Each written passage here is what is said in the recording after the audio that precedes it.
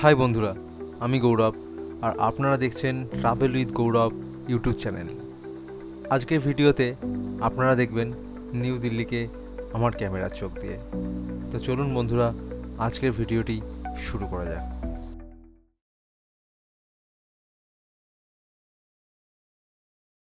দিল্লিতে এখানে এসে ফ্রেশ হয়ে টিফিন করে এবার আমরা বেরিয়ে পড়বো হচ্ছে কিছুটা সাইট সিনের জন্য। তবে দিল্লিতে খুব বেশি সাইট সিন আমরা করতে পারবো না, কারণ কি আজকে সোমবার, তো অনেক জায়গায় বন্ধ রয়েছে। তো সেই কারণে খুব বেশি হয়তো সাইট সিন হবে না, বাট দেখা যাক যে কটা জায়গা তোমাদের দেখাতে পারি বা আমরা ঘুরতে পারি সেই কটা জায়গা ঘুরবো। দেন ওখান থেকে আজকে সন্ধেবেলায় ওই 6টার সময় ট্রেন আছে গোল্ডেন টেম্পল এক্সপ্রেস, তো ওটা ধরে আমরা চলে যাব পাঞ্জাব। চলো এখন তাহলে দিল্লি সাইট সিন করে নেওয়া যায়। তো বন্ধুরা, রুমে ঢুকে একটু ফ্রেশ হয়ে নিয়ে ব্রেকফাস্টটা সেরে আমি আর বাবা দুজনে মিলে বেরিয়ে পড়লাম একটা গাড়ি নিয়ে দিল্লির কিছু কিছু জায়গা সাইট সিন করতে। এই প্রথমবার আমার নিউ দিল্লিতে আসা। তো আমরা এখন যাচ্ছি কয়েকটা লোকেশন ভিজিট করতে। দিল্লিতে বেশিক্ষণ টাইম নেই, থাকতে পারবো না, কারণ বিকালের ট্রেনে আমাদের বেরিয়ে যেতে হয় পাঞ্জাব। তো ম্যাক্সিমাম 2 घंटा 2.5 घंटार ट्रिप करते पारबो। किधर किधर हम लोग जा रहे हैं? जंतर मंतर, इंडिया गेट, राष्ट्रपति पार्लियामेंट हाउस, बिरला मंदिर। तो हमारे जो ड्राइवर दादा আছে গাড়ির, তো ওনার কাছ থেকে শুনে নিলে আমরা কোথায় কোথায় যাচ্ছি। আশা করি তোমাদের লোকেশনগুলো ঘুরে দেখাতে পারবো, তো তোমাদের ভালোই লাগবে। তাই বন্ধুরা, এটুকু সময়ের মধ্যে নিউ দিল্লি যতটুকু ঘোরা যায় ততটাই আমরা ঘুরবো, কারণ বিকেলবেলা 4:30টার সময় নিজামুদ্দিন প্ল্যাটফর্ম থেকে আমাদের ট্রেন আছে গোল্ডেন টেম্পল এক্সপ্রেস। এই ট্রেনটি 9 ঘন্টা 45 মিনিট অতিক্রম করে রাত্রেবেলা 11:45 থেকে 12টার মধ্যে আমাদেরকে পৌঁছে দেবে পাঞ্জাবে। বন্ধুরা, নিউ দিল্লিতে প্রথম আমরা যে লোকেশনটি ঘুরবো সেটি হচ্ছে যন্তর মন্তর। যদি আপনারা মেট্রো করে আসেন তাহলে জনপথ মেট্রো স্টেশন এই লোকেশনটির কাছে পড়বে। সেখান থেকে 8 থেকে 10 মিনিট হাঁটা পথে আপনারা পৌঁছে যাবেন যন্তর মন্তর। এছাড়া স্টেশন থেকে অর্থাৎ নিউ দিল্লি স্টেশন থেকে বেরিয়ে পাহাড়গঞ্জ থেকেও গাড়ি পেয়ে যাবেন আপনারা। আমরা এখন চলে এসেছি যন্তর মন্তর দেখতে। বন্ধুরা, যন্তর মন্তর তো অনেকেই ঘুরতে আসেন, কিন্তু এই যন্তর মন্তর সম্পর্কে অনেকে হয়তো জানেন, অনেকে হয়তো জানেন না। তাই আজকে আমি যন্তর মন্তর সম্পর্কে আপনাদের খুব সংক্ষিপ্ত একটি ধারণা দেব। এর সাথে আমরা জানব কিভাবে ভারতে 1724 সালে ভারতীয় গণিত ও জ্যোতির্বিদ্যাকে কাজে লাগিয়ে ভারতীয় সংস্কৃতি ও কার্যপ্রণালীর এক অনন্য স্থাপন করেছিল, যার সাহায্যে গ্রহ এবং নক্ষত্রের একটি স্থির গতি নির্ণয় করা যেত। তাহলে চলুন বন্ধুরা, আজকের ভিডিও শুরু করা যাক। যন্তর মানে হলো যন্ত্র, আর মন্তর মানে হলো ফর্মুলা। এটি একটি ঐতিহাসিক জ্যোতির্বিদ্যা পর্যবেক্ষণ কেন্দ্র। এই যন্তর মন্তর নির্মাণ করেন 1724 সালে জয়পুরের মহারাজা সাভাই জয় সিং দ্বিতীয়। এটি সূর্য, চন্দ্র, গ্রহ ও নক্ষত্রের গতি নির্মাণ করার জন্য ব্যবহৃত হতো।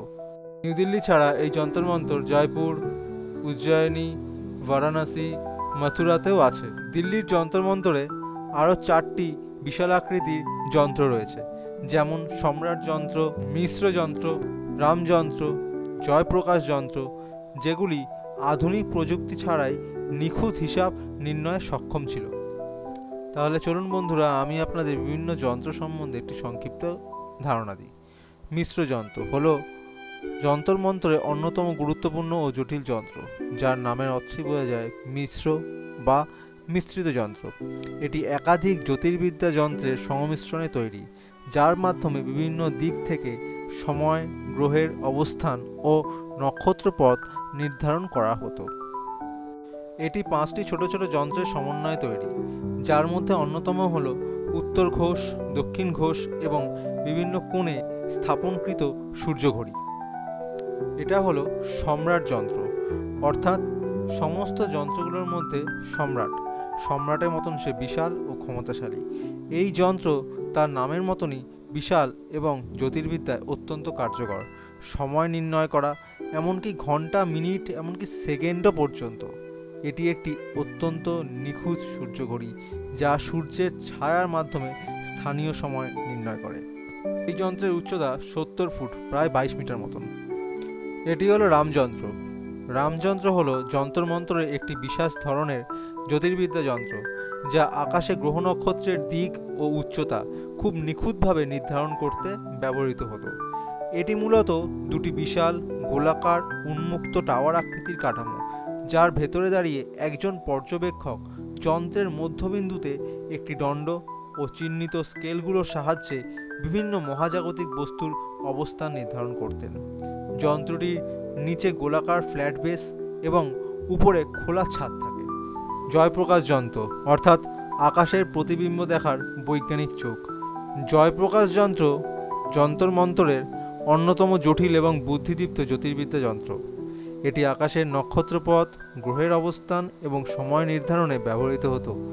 এটি এমনভাবে তৈরি যে পর্যবেক্ষক যেন পুরো আকাশকে যন্ত্রের ভেতরে প্রতিফলিত দেখতে পান। তাহলে বন্ধুরা, যন্তর-মন্তর তো দেখলাম।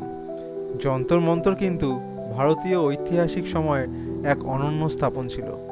এবার আমরা চলে যাব নিউ দিল্লির অন্য কোনো দর্শনীয় স্থানে। বন্ধুরা, যন্তর-মন্তর তো ঘুরলাম, এরপরে আমি আর বাবা চললাম একটু কিছু পেট পুজো করতে। অর্থাৎ হঠাৎ করে ইচ্ছা হলো আমার যে একটু লস্যি খাবো। তো দিল্লি আর পাঞ্জাব ঘুরতে যাব, কিন্তু লস্যি খাবো না, এটা তো কখনো হয় না। তো দুজনে মিলে চললাম এবার লস্যি খেতে। নিউ দিল্লিতে পাহাড়গঞ্জ এরিয়ার কাছে এই কাকুর দোকানের লস্যি বা চা দুটোই কিন্তু অসাধারণ। দোকানটি হচ্ছে রাজ হোটেল ধাবার একদম পুরোপুরি অপোজিটে। বিশ্বাস করুন, এই দোকানের লস্যি খেলে আপনার পেট এতটাই ভরে যাবে যে 3-4 ঘন্টা আপনার কিছু খেতেই ইচ্ছা করবে না আর।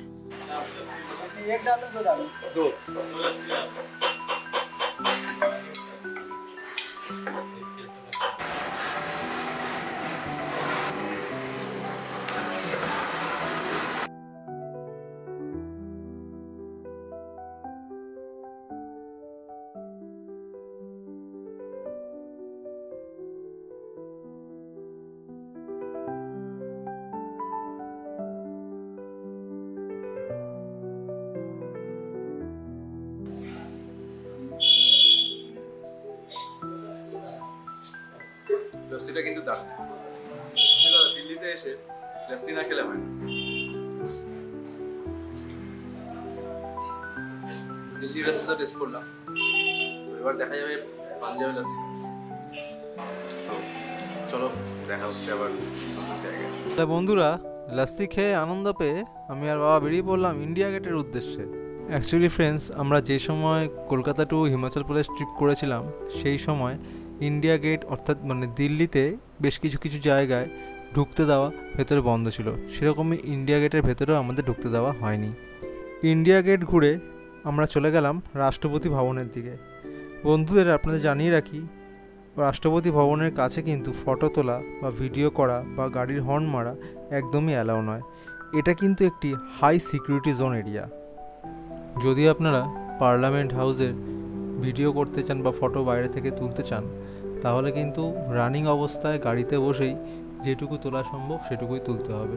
কারণ এইখানে এই জায়গাটির মধ্যে কোনো গাড়ি কিন্তু দাঁড়ানো অ্যালাউ নেই, এবং প্রত্যেকটা পজিশানে কিন্তু হাই সিকিউরিটি ক্যামেরা লাগানো আছে, এবং আপনাদের প্রতিটা মুভমেন্ট কিন্তু এখানে নোটিশ করা হয়।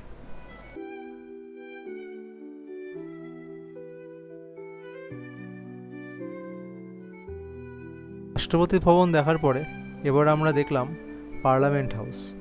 অবশ্যই রাষ্ট্রপতি ভবনের একদম পাশেই রয়েছে পার্লামেন্ট হাউস। তো পার্লামেন্ট হাউস, রাষ্ট্রপতি ভবন দেখার পরে এবার আমরা দেখলাম এয়ারফোর্সের অফিস। এটি হলো এয়ারফোর্সের হেড অফিস। সত্যি কথা বন্ধুরা, এত ভালো লাগছিল, এত গর্ব হচ্ছিল যে আমরা সেই দেশের সবথেকে গুরুত্বপূর্ণ স্থানগুলো নিজের চোখে দেখার সৌভাগ্য করলাম, যেখান থেকে পুরো দেশকে কন্ট্রোল করা হয়।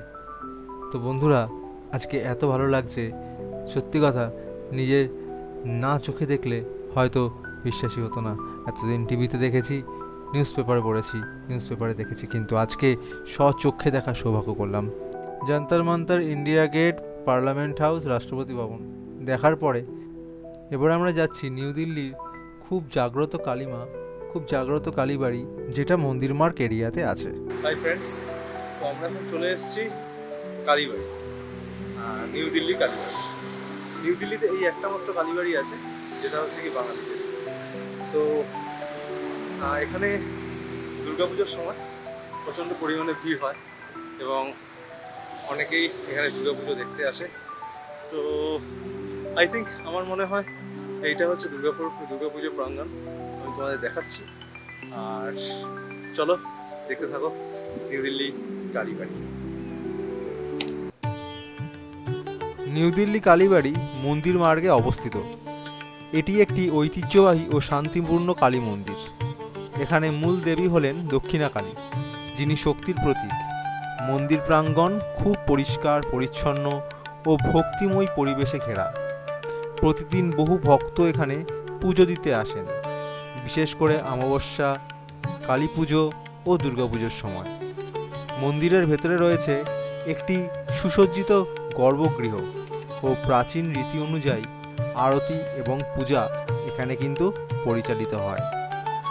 এটি শুধু একটি ধর্মীয় স্থান নয়, বরং দিল্লিতে বসবাসকারী ও কর্মরত বাঙালিদেরও মিলনস্থলও বটে। এই মন্দিরটি 1930 সালে প্রতিষ্ঠিত হয় এবং এটি বাংলা সংস্কৃতি ও হিন্দু ধর্মীয় চর্চার একটি গুরুত্বপূর্ণ কেন্দ্র। এখানে বিভিন্ন ধরনের সাংস্কৃতিক অনুষ্ঠান পালিত হয়, যেমন দুর্গাপূজা, কালী পূজা, সরস্বতী পূজা ও রথযাত্রা। এই মন্দির চত্বরেই একটি ছোট বাংলা পাঠশালা ও লাইব্রেরিও কিন্তু আছে, যেখানে বাংলা ভাষা, সাহিত্য ও সংস্কৃতি নিয়ে শিক্ষাদান করা হয়। কালী ঠাকুরের পাশাপাশি শিব ঠাকুরের পুজোও কিন্তু এই মন্দিরে করা হয়। বন্ধুরা, এত অল্প সময়ের মধ্যে নিউ দিল্লির এই কটি জায়গায় আমরা ঘুরতে পারলাম। এবার আমাদের দিল্লি ছাড়ার পালা। বিকেলবেলায় 4:30 সময় নিজামুদ্দিন স্টেশন থেকে আমাদের ট্রেন আছে গোল্ডেন টেম্পল এক্সপ্রেস। আমরা সেই ট্রেন ধরে চলে যাব পাঞ্জাব। বন্ধুরা, ভিডিওটি আপনাদের কেমন লাগলো কমেন্টসে কিন্তু জানাতে ভুলবেন না। অবশ্যই ভিডিওটি ভালো লাগলে লাইক, শেয়ার এবং কমেন্টস কিন্তু অবশ্যই করবেন। অবশ্যই চ্যানেলটা সাবস্ক্রাইব করবেন। নেক্সট এপিসোডে আমিও ঘুরবো, আর আমার ক্যামেরার চোখ দিয়ে আপনারা দেখবেন পাঞ্জাব।